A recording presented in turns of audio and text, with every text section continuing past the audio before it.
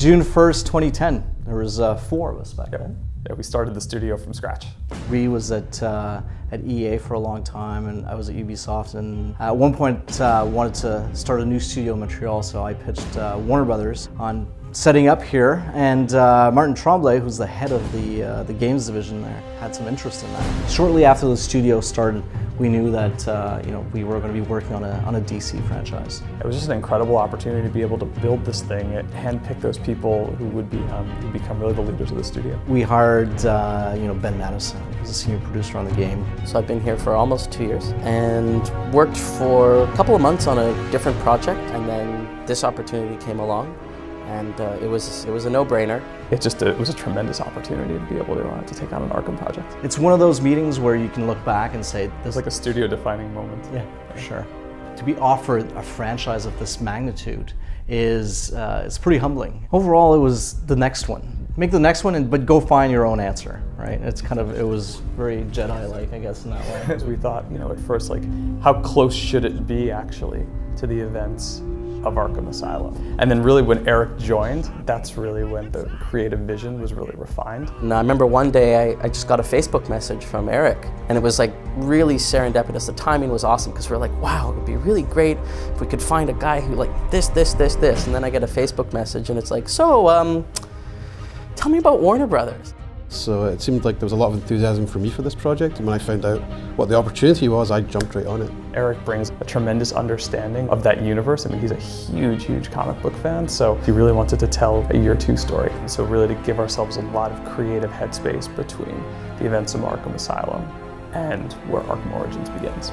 I love the early career space. I love the Legends of the Dark Knight comic series because it makes everything feel very important. If you're at issue 600 of a comic, it's very hard to tell a new story. The challenge for us coming in after Rocksteady is to do something which hasn't been done, and do something which isn't a retread and isn't copy-paste of their game. It has to add value, it has to be new. To me, that's the key to that prequel is that invigoration that it adds to things.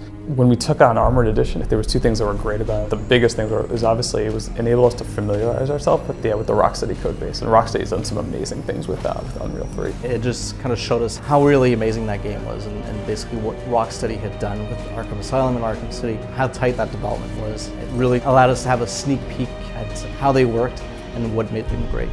We got early dev copies of Arkham City, right? The first build of Arkham City I was playing was July.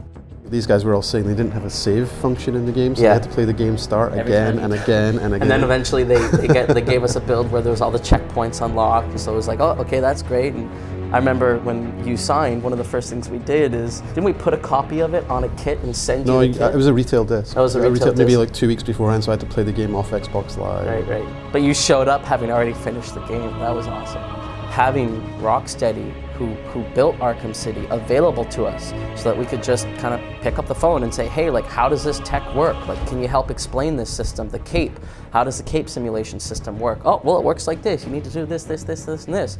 That was incredibly valuable to us. They've been tremendously supportive on, really in just terms of like helping us understand how the technology works. They have a lot going on as well. So we're, there, and they do amazing work. So we try and be self-sustainable, and when we need help on the tech, it's always there for us. We are very cognizant, we're very aware. We are standing on the shoulders of giants. We are playing in the space of some of the most critically acclaimed games of all time, and we've greatly benefited from that. We kicked off development with Arkham City, put on a golden platter in front of us, right? Obviously it's amazing games, and Rocksteady are the masters, but here in Montreal we wanted to give it our own signature, and I think you'll find it in the game. There are some choices we could have made and we didn't make, which could have sunk us. Yep. One of the challenges for this game has been there is so many opportunities, so many options of things to add to the game, especially with an open world environment. It's really a question of choosing the right things to have added and the right characters to bring in, because there's this huge library of DC Comics characters as well, enormous roster to draw from. The measurement is that everything we add has to be as good as the things in there. We're not adding 20 things that suck. We're aiming to add carefully targeted items that don't break what works and add value to what's there. So there'll be new character types, there'll be new encounter types, there'll be new characters from the Batman universe, but all those guys are carefully targeted to bring something new. The thing we've really tried to bring is a new level of life to the open world, a new level of surprises and encounters in the game, and I think that's something that you'll see in the final product. I think it's great fun to be that character in that space. So we really want to make people stay there more and have more things to do. And so that's something I think we brought from, well, I brought from my open world experience. We're really excited to be able to work on a franchise of this magnitude, and it's great to have been able to bring that to Montreal. We're working with DC Comics, we're working with Jeff Johns to make sure our stuff is very authentic. And we've been very picky in terms of how we hire and how we add to the studio in this team, making sure that we bring on great talent in every possible respect. Everyone here takes it super seriously. They really want to develop, all of us really want to develop something that people are going to love. When everyone plays it at the very end, hopefully they feel that, and that's I think all the credit goes to them.